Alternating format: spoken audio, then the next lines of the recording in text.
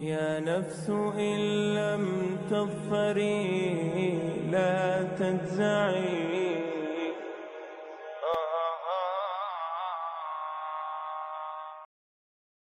ملة أبيكم إبراهيم.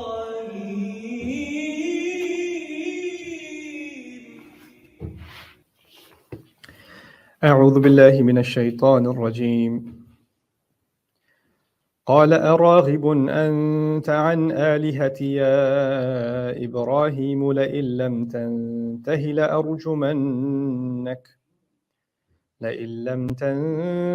لأرجمنك واهجرني مليا. قال سلام عليك سأستغفر لك ربي إنه كان بي حفيا. وأعتزلكم وما تدعون من دون الله وأدعو ربي عسى ألا أكون بدعاء ربي شقيا. فلما اعتزلهم وما يعبدون من دون الله وهبنا له إسحاق ويعقوب وكلا جعلنا نبيا ووهبنا لهم من رحمتنا وجعلنا لهم لسان صدق عليا. رب اشرح لي صدري ويسر لي أمري واحلل عقدة من لساني يفقهوا قولي. فالحمد لله رب العالمين والصلاة والسلام على سيد الأنبياء والمرسلين وعلى آله وصحبه أجمعين. أما بعد, once again, Assalamu alaikum wa rahmatullahi ta'ala wa barakatuh. So today I'm going to continue talking to you about Ibrahim alayhi salam, and we're going to get to a pretty tough part of the story, a very delicate part, and something that takes a lot of care and time to try and understand. I'm going to introduce that today. So at least relatively, the task I have before me today is a little bit easier, but the task tomorrow, inshallah, is a bit tougher. So I ask Allah to give me clarity in being able to understand it properly and also being able to communicate its message to you all properly and being able to do justice to the Book of Allah. So today what we're going to talk about is Ibrahim alayhi salam has been told, leave the house, don't come back ever again. How dare you walk away from my gods? That's what we talked about yesterday. And we're going to look at Ibrahim alayhi salam's response now. This young man is now being kicked out of his home, and he has nothing but love for his father. He's been brave, he's been able to express what he believes, but it's not like he hates his father, but the father is showing a lot of spite and hatred towards him.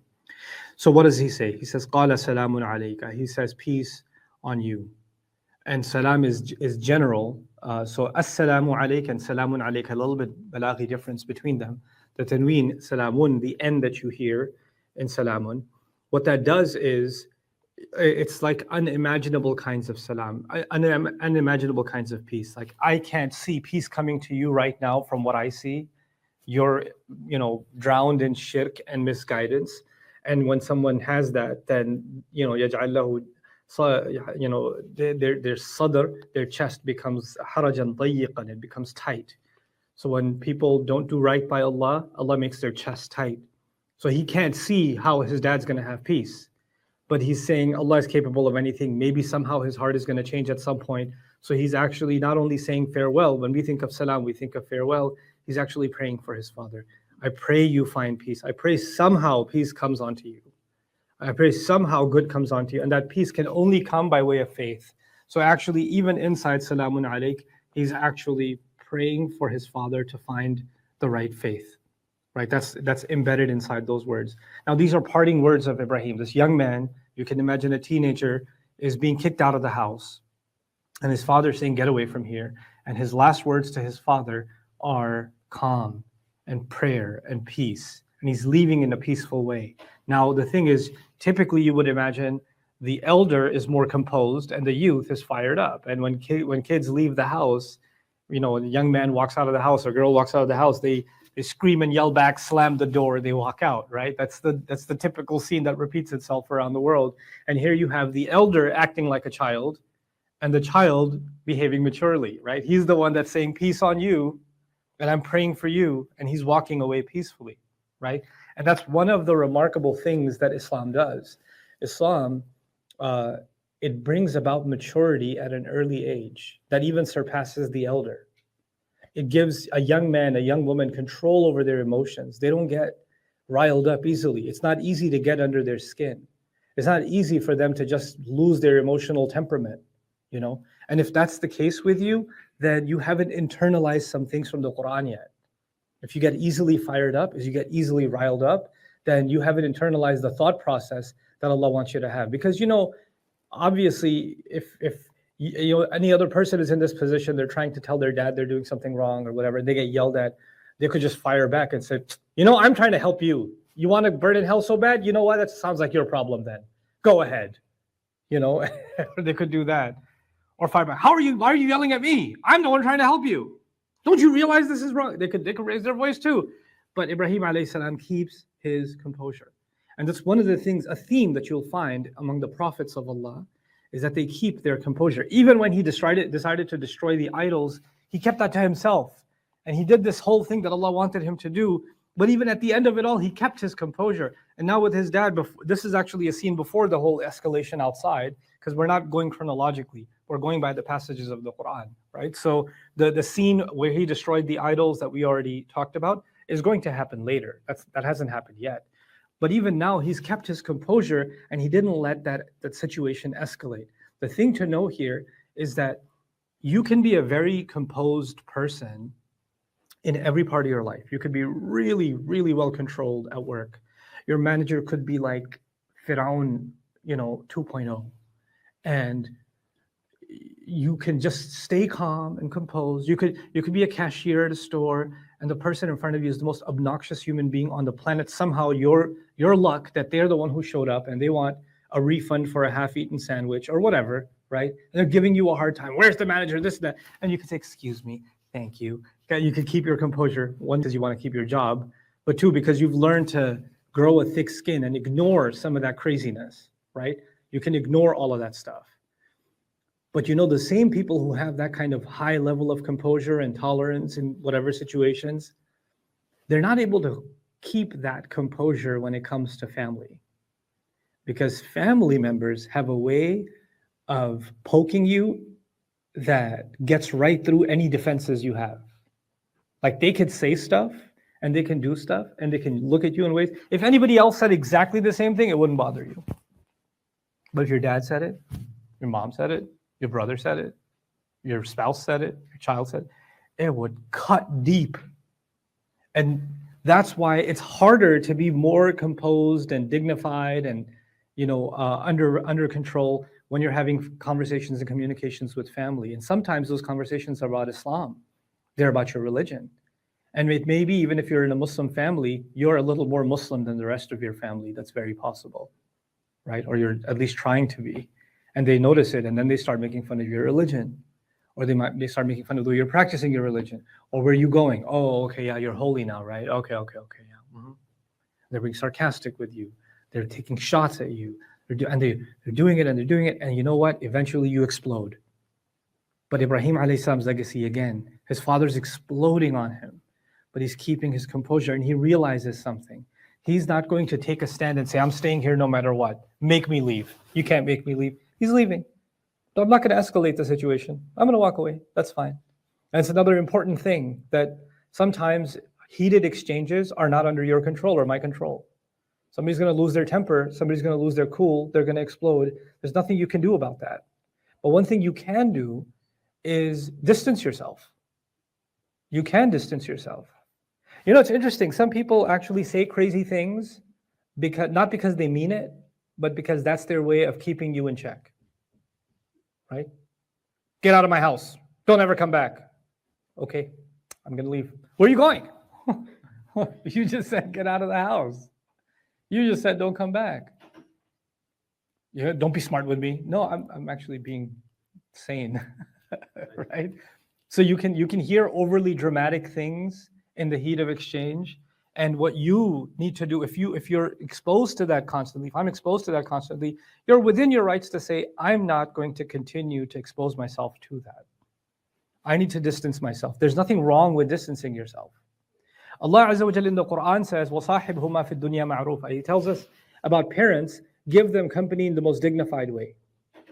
Accompany them. And then he talks about old age and how they become hard to deal with. He talks about that. إما يبلغن عندك الكبر أحدهما أو كلاهما فلا تقل لهما أف.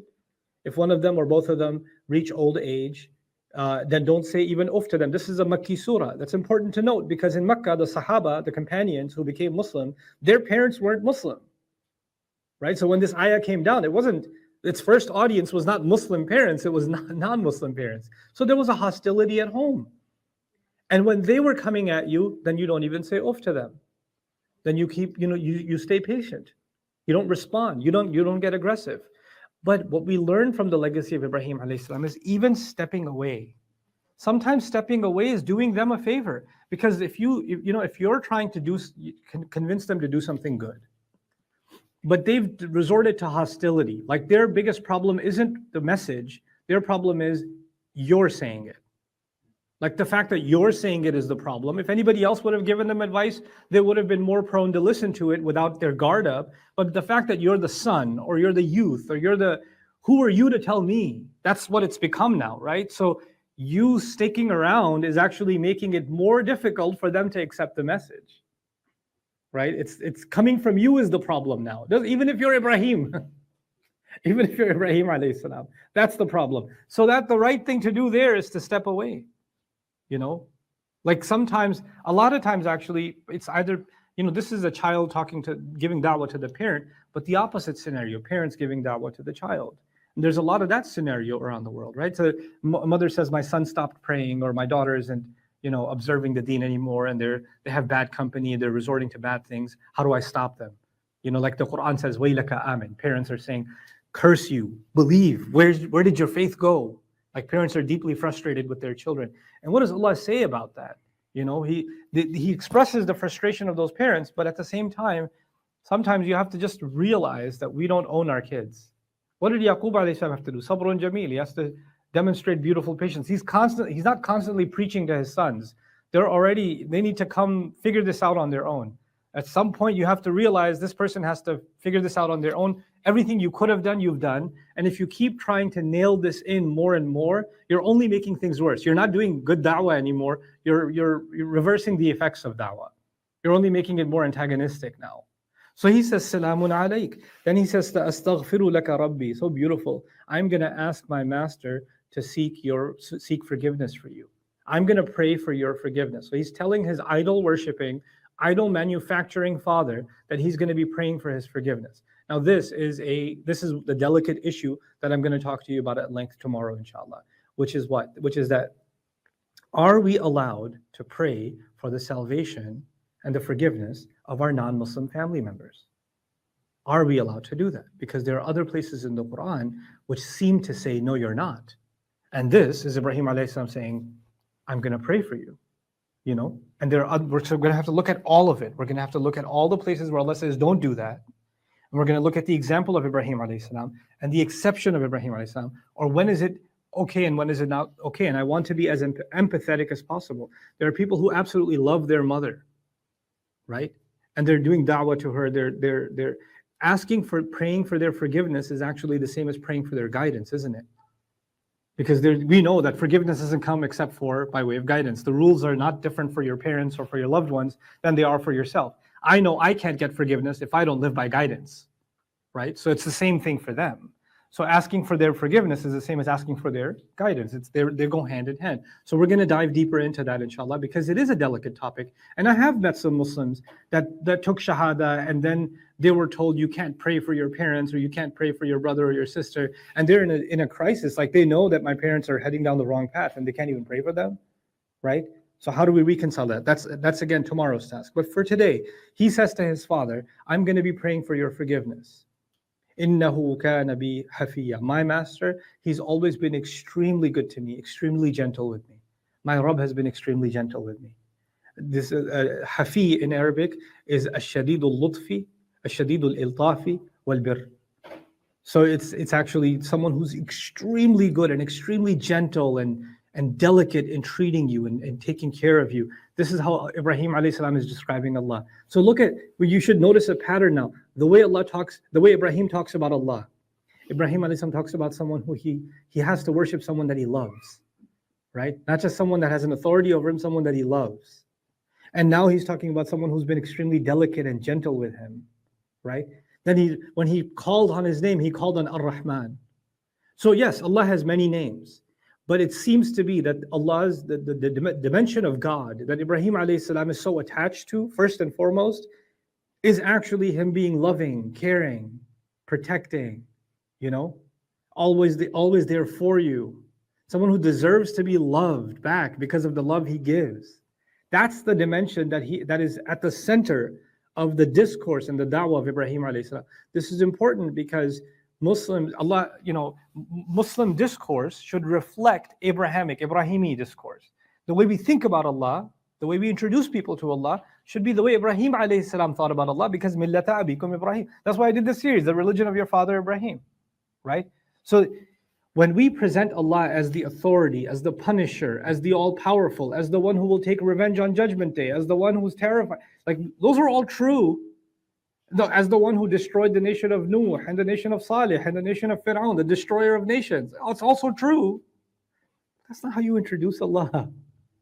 That's not. And what's crazy is a lot of us were introduced to Allah from childhood in this way. We were told if you miss a prayer, you're going to get punished by Allah. If you eat the cookie you're not supposed to, you're going to get punished by Allah. If you talk back to your mom, you're going to get punished by Allah. Allah will punish. Allah will punish. Allah will punish. And there are even some cultures where like mothers get angry at their daughters and they say, Allah will put you in Jahannam. Like they're making dua for their child to go. What kind of psychotic, and these are people in like, people that have memorized Quran, they're wearing hijab, they got beards, and they talk like that. Like, well, what Islam is that? That's not this religion. This is why coming back to the essence of our deen is so important. Coming back to the word of Allah is so important. It's not just lip service. We don't just say these things. It has to impact our thought process, our communication skills. All of it should be impacted. So he says, "Innahu kana bi hafiya." My master has always been caring and gentle with me. And he's also actually kind of hinting at his dad. Dad, my Rabb is gentle with me, and you used to be too, So, but whether you're gentle with me or not, whether you're kind to me or not, I still have my Rabb. إِنَّهُ كَانَ بِي حَفِيًّا. He says then, وَأَعْتَزِلُكُمْ وَمَا تَدْعُونَ مِن دُونِ اللَّهِ. I am abandoning all of you. I'm distancing myself from all of you. So this is not just dad anymore. This is the whole society, right? Because now even if my dad won't listen, then I know my society is part and parcel with him. I've got no other place to go in this entire town. I'm going to leave all of you, abandon all of you. وَمَا تَدْعُونَ مِن دُونِ اللَّهِ. And I'm going to get away from whatever it is that you're calling other than Allah. وَأَدْعُو رَبِّي. And I'm just going to call on my Rabb. The only support I have left is my Rabb. And the only thing I have now is to turn back to Allah and call on Him. عَسَىٰ أَلَّا أَكُونَ بِدُعَاءِ رَبِّي شَقِيًّا. It is my hope that I will never become someone who is miserable and hopeless when it comes to calling on my Rabb. Meaning I'm always going to call on my Rabb. I'm going to always pray to Him and never be miserable and hopeless when I pray to Him. I'm never going to let that sink in my heart. So this is now another powerful dimension of our deen. Our worship of Allah is with the tongue. We're making dua to Allah. But the heart has to be in the right place. And the heart of Ibrahim alayhi salam, he's hoping, because he knows being hopeless is a pretty easy thing to become. Situations in life can make me hopeless. He's being kicked out of the house. He doesn't even know where he's going to get his next meal. He doesn't even know where he's going to sleep tonight. And those back in the day, raiders and this and that, there was no 911. Somebody's going to kill you on the middle of the road. Your corpse is going to be there. And the next people that come by are going to empty your pockets.